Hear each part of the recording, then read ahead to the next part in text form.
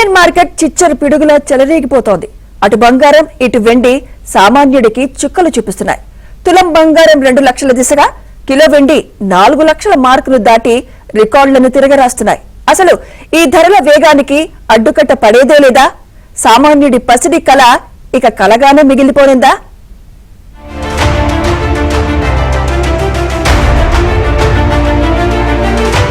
దేశీయ అంతర్జాతీయ మార్కెట్లలో బుల్స్ ఊగిపోతున్నాయి. భౌగోళిక ఉద్రిక్తతల సెగతో పసిడి ధరలు ఆకాశమే హద్దుగా దూసుకుపోతున్నాయి. హైదరాబాద్ మార్కెట్లో కిలో వెండి ఏకంగా 4,25,000 రూపాయల చారిత్రక మైలురాయిని తాకి షాక్ ఇచ్చింది. కేవలం 28 రోజుల్లోనే 1,50,000 వరకు పెరగటం మార్కెట్ వర్గాలను విస్మయానికి గురిచేస్తోంది.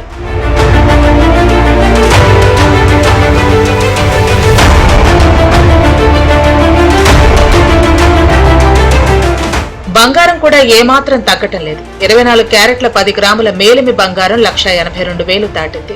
ఇప్పుడు 2 లక్షల వైపు పరుగులు తీస్తోంది. ఇక 22 క్యారెట్ల 10 గ్రాముల బంగారం ధర 1,65,000 మార్కు చేరుకుంది. దీంతో జనం నగల దుకాణాల ముందు క్యూ కడుతున్నారు. డిమాండ్ పెరగడంతో బిస్కెట్లు, కాయిన్ల స్టాక్ లేదని 10 రోజులు ఆగాలని వ్యాపారులు బోర్డులు పెడుతున్నారు. రియల్ ఎస్టేట్, ఇతర వ్యాపారాల నుంచి పెట్టుబడులు ఇప్పుడు పసిడి వైపు మళ్లుతున్నాయి. ఒకప్పుడు స్కీమ్ల కోసం వేచి చూసిన వ్యాపారులే ఇప్పుడు నేరుగా ఫోన్లు చేసి రేట్లు కనుక్కుంటున్నారు. ఎక్కడ చూసినా ఏ ఇద్దరు కలిసినా ఇప్పుడు బంగారం, వెండి ధరల గురించే చర్చ సాగుతోంది.